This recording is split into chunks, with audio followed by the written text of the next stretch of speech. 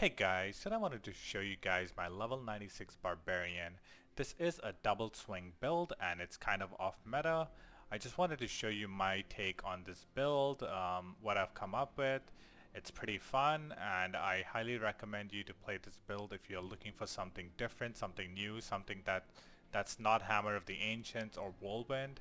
Yeah, this is a good change in your gameplay, so yeah, let's get right to it. You want to start off with lunging strike and lead into combat lunging strike. You then want to pick up a pressure point and you want to max out double swing into furious double swing. You want to pick up ground stomp and go into strategic ground stomp.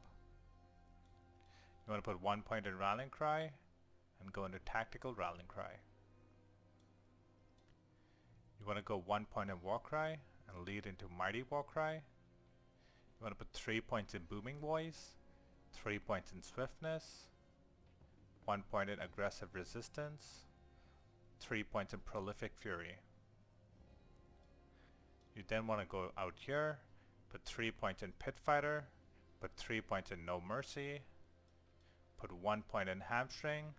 As you can see, you're still using the tech where you apply No Mercy's bonus as long as you're hitting bleeding enemies and you're constantly bleeding targets, so you get the full crit chance on the target. You want to put 3 points in Thick Skin. Your ultimate would be Wrath of the Berserker. You want to put 3 points in Duelist as you're dual wielding. 3 points in Valor by using, since you're using maces. 3 points in Concussion.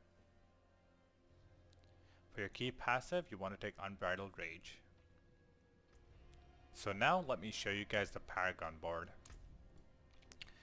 The Paragon board is pretty basic, and like I mentioned in my other videos, it's pretty much just you want to pick up glyph sockets and rare nodes around the glyph sockets. The only legendary node worth picking up is Warbringer, and the glyphs I use is Territorial, Martial, Rat, Undaunted, Exploit, and Imbiber. Now as you can see, you just pretty much travel from tree to tree picking up the glyph socket, the rare nodes around the glyph socket, and you move on to the next. The only one to go out of your way is Warbringer. If you guys do want the link to my Paragon tree or my skill tree, please let me know down in the comments below and I will link it.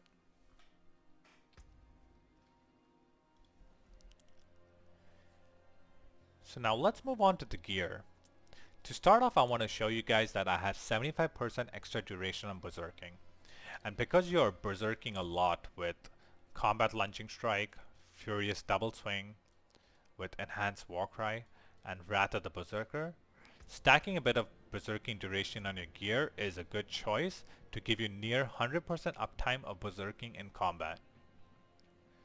So on the amulet, you want to take Edgemaster's aspect with berserking duration, movement speed, cooldown reduction, and fury cost reduction. For your rings, you want Bold Chieftain's aspect and Echoing Fury. The affixes would be crit chance, crit damage, vulnerable damage, and resource generation. For your helm, you want life, cooldown reduction, armor, and maximum fury. The aspect of choice would be the armor stacking aspect. For your gloves, you want ranks of double swing, crit chance, and attack speed. Your fourth affix can be strength or lucky hit chance. The aspect of choice would be the accelerating aspect. For your boots, you want shared misery aspect, along with movement speed, fury cost reduction, berserking duration, and strength. For your pants, you want defensive affixes along with ranks of warcry and berserking duration. The aspect of choice is the one where when you hit with lunging strike, you get a damage reduction buff. For your chest piece, you want the aspect of anemia. It pretty much gives you a chance to stun enemies on bleeding targets. As for the affixes, you want ranks of Rallying Cry, I have moved away from challenging shouts, so that affix is kind of pointless. You could get ranks of ground stomp, you could get defensive stats like life, armor, damage reduction, any one of them is fine. As for your two-hand weapons, they're practically stat sticks. On one of them you want the retribution aspect. It's primarily used for damage to stunned enemies. You get up to 80% increased damage to stunned enemies. As for the second stat stick, you will want the ground storm aspect, so when you're standing in it, you're dealing extra damage. It's good for big elites, it's good for bosses as a DPS cooldown. Now for the stats, you want the generic damage stats. You want damage to closed enemies, damage to bleeding enemies, strength, all stats, core skill damage, crit damage, any one of them is fine. For your one-handers, you want as high DPS as possible.